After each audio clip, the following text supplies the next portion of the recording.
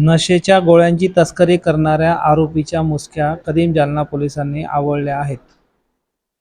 जालना शहरात नशेच्या गोळ्यांची तस्करी करणाऱ्या एका आरोपीवर कदीम जालना पोलिसांनी कारवाई करत त्याला अटक केली आहे. पोलीस निरीक्षक जनार्दन शेवाळे यांच्या मार्गदर्शनाखाली ही कारवाई करण्यात आली आहे.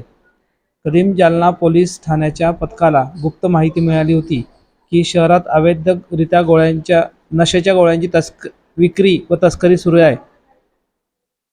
त्यानुसार वरिष्ठ पोलीस अधिकारी यांच्यासह पोलीस निरीक्षक जनार्दन शेवाळे यांच्या मार्गदर्शनाखाली पथकाने सापळा रचत संशयितांवर नजर ठेवली.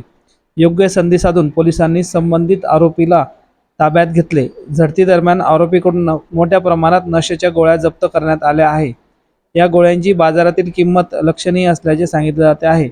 आरोपीकडे या गोळ्या कुठून आल्या, त्यामागे कोणते जाळे कार्यरत आहे याचा तपास पोलीस करत असल्याची माहिती पोलीस निरीक्षक जनार्दन शेवाळे यांनी पत्रकारांना दिली.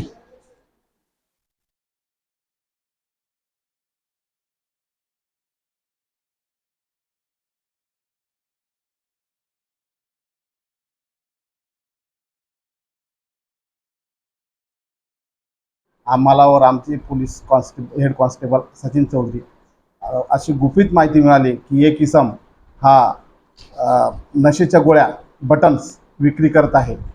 ही माहिती मिळाल्यानंतर आम्ही माननीय वरिष्ठ SP साहेब यांना माहिती दिली आणि त्यांच्या आदेशाने आपण फूड अँड ड्रगचे अधिकारी बोलून घेतले आणि सापळा रचला.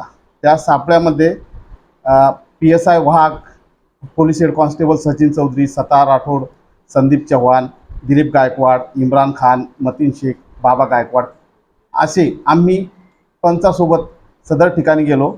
सदर ठिकाण हे रेल्वे उड्डाण ब्रिज त्याच्या खाली होता. तिथं एक इसम, त्याचं नाव सय्यद सलमान सय्यद गफूर, राहणार बरवार गल्ली, जुना जालना, याला आपण विचारपूस केली आणि त्याच्याजवळ तिची अंग झडती घेतली असता त्याच्याजवळ जवळपास 29 स्ट्रीप 325 गोळ्या ह्या अल्फाझोलम नावाचे ड्रग्स मिळून आलेलं आहे. आणि ती नशेची गोळी आहे. ही गोळी घेतल्यानंतर माणसाला झोप लागते आणि एकदम सुस्त होतो आणि यावर बंदी आहे. आता आम्ही ती पुढील कारवाई करीत आहोत. ही कोणाकडून जे गोळ्या आणल्या होत्या कोणाला विकत होता? याने ज्या गोळ्या आणलेल्या आहेत त्याचा आम्ही शोध घेत आहोत. तो सध्या फरार आहे. तो लवकरात लवकर आम्ही त्याला अटक करू आणि त्याच्याजवळून देखील मुद्देमाल जप्त करत आहोत. यामागे रॉकेट असण्याची शक्यता आहे. ह्या ज्या गोळ्या सापडलेल्या आहेत याच्यावर त्यांनी बॅच नंबर सुद्धा खुडवलेला आहे आणि त्या दृष्टीने आपण तपास करीत आहोत.